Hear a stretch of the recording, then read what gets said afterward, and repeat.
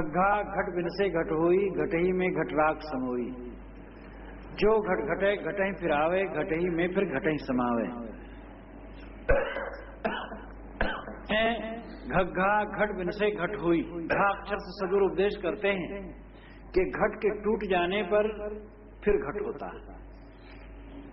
घग्घा घट बिन से घट हुई। घट का यहाँ लाक्षणिक अर्थ शरीर। शरीर टूट जाता है तो फिर शरीर होता है, क्योंकि ये शरीर खड़ा अचानक नहीं खड़ा है। कारण कारज की एक अटूट व्यवस्था है। वासना से शरीर बनता है और शरीर से वासना बनती है। इसलिए ये शरीर अचानक नहीं आ गया, एक श्रृंखला, वासना से देह और देह से वासना। तो घग्घा घट बिन से घट हुई। घट के विनसने पर फिर घट होता है, शरीर समाप्त होने पर फिर शरीर होता है। इसलिए घट ही में घट राख समोई। साहब कहते घट में घट को समा दो, यानी शरीर में रहते रहते शरीर के अहंकार का परित्याग कर दो। आदमी जिसे चाहे छुट्टी मिल जाए उसका मोह छोड़ दे। अगर वो चाहता है तंबाकू न खाना पड़े तो तंबाकू का मोह छोड़ दे, तंबाकू फिर नहीं खाएगा। कोई आदमी बाग में था, आम खाता था, वहां रहता था झोपड़ी डाल करके, उसे घृणा हो गई आम खाने से, आम नहीं खाऊंगा, तो झोपड़ी से उसने उखाड़ दी, घर में आके रहने लगा। बाग से मुंह छोड़ दिया क्योंकि उसे आम खाने की रुचि नहीं। इंद्रियों के भोगों में जिसकी रुचि है, विषयों में जिसकी रुचि है, संसार की कला कल्पनाओं में जिसकी रुचि है, वो बारंबार जन्मता और मरता है। और जिसकी रुचियां खत्म हो जाती, निज स्वरूप में स्थिति हो जाती है जिसकी, तो जानो घट में घट को समा दिया, यानी शरीर में रहते रहते शरीर के अहंकार का परित्याग कर दिया। शरीराभिमान में विषय रस है, स्वरूप स्थिति में राम रस है, आत्म रस है, अमृत रस है। आदमी जितना देहाभिमानी होता है उतना वो विषयी होता है, उतना पामर होता है, उतना मलिन होता है। जितनी वासनाएं उठती हैं अभिमान के, देहाभिमान के कारण, देहाभिमान के समाप्त होने पर वासनाएं नहीं उठती। हर आदमी अनुभव कर सकता है, जिस क्षण में देहाभिमान उठेगा उसी क्षण कामाभिमान उठेगा। देहाभिमान जितने क्षण नहीं रहेगा काम की वासना नहीं उठ सकती।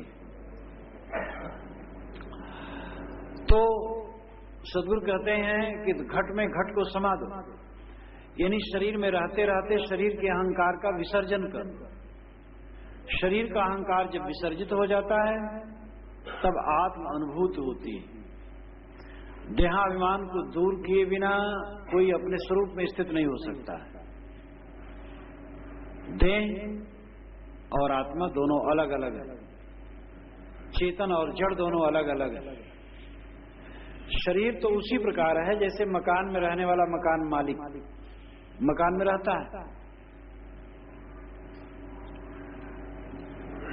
उसी प्रकार इस शरीर में रहने वाला जीव शरीर से अलग है। शरीर का अहंकार जब करता है तब कामादि विकारों में ग्रस्त होता है।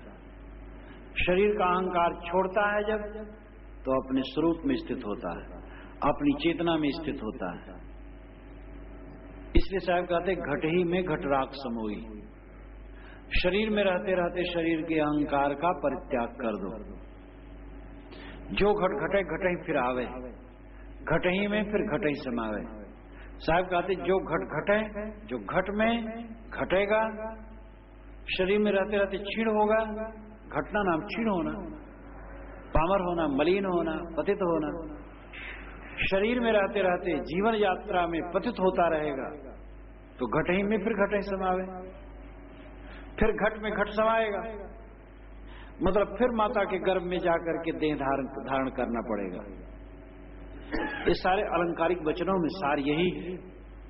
साहब कहते हैं कि जो देहाभिमानी है बारंबार देह को धारण करके भटकता है, जो देहाभिमान का परित्याग कर देता है वो निज स्वरूप में स्थित होता है। और इतना तो बिल्कुल सबके अनुभव का विषय है, जितने क्षण में आदमी देहाभिमानी होता है उतने क्षण में विकारग्रस्त होता है। जितने क्षण में देहाभिमान का त्याग कर देता है उतने क्षण में उसके मन में शांति होती है। देहाभिमान सारे पापों की जड़ है। हिंसा, व्यभिचार, चोरी, बेईमानी, बदमाशी, सारे दुष्कर्म देहाभिमान से पैदा होते हैं। जो देहाभिमान का परित्याग कर देता है उसके जीवन में पाप नहीं होता है। इसलिए साहब कहते घट ही में घट राख समोई, शरीर में रहते रहते शरीर के अहंकार का परित्याग कर दो। जोलो कर डोले पगचाले तोलो आश न कीजे, कहीं कबीर जी चलत नदी से ताश वचन का लीजे। जब तक हाथ चलते हैं पैर चलते हैं तब तक आशा न करो। इसके दो अर्थ हैं। एक अर्थ यह है कि जब तक तुमसे बन सके अपना काम स्वयं कर लो, स्वावलंबी रहो। दूसरा मार्मिक अर्थ यह है कि जब तक तुम जीवन में हो निष्काम होकर के रहो। जब तक हाथ पैर चलते मतलब तुम्हारी जीवन यात्रा चल रही है, तोलो आश न कीजिए, निष्काम होकर के रहो। जीवन में सच्चा सुख है निष्काम, आशा वासना छोड़ करके जीना परमानंद पद है। जो संसार की आशा वाशा करके जीता वो दुखी रहता है। मंगमो भलो न बाप से जो विध राखें टेक, एक देहाती कहावत है। मगबो भलो न बाप से जो विध राखे टेक। अगर ब्रह्मा विधाता हमारी आन को रखे तो हमें चाहिए कि हम बाप से भी न मांगे। अपनी गरिमा में वही प्रतिष्ठित होता है जो वासनाओं को जीत करके जीता है। अनुसार सब्जी नहीं रहती उसके अनुसार चावल नहीं रहता, उसके अनुसार रोटी नहीं रहती, उसके मन के अनुसार और चीजें नहीं रहती हैं। ऐसे जिन जिन चीजों का हम उपयोग करते हैं उसमें अगर लोलुप है तो हम दरिद्र हैं।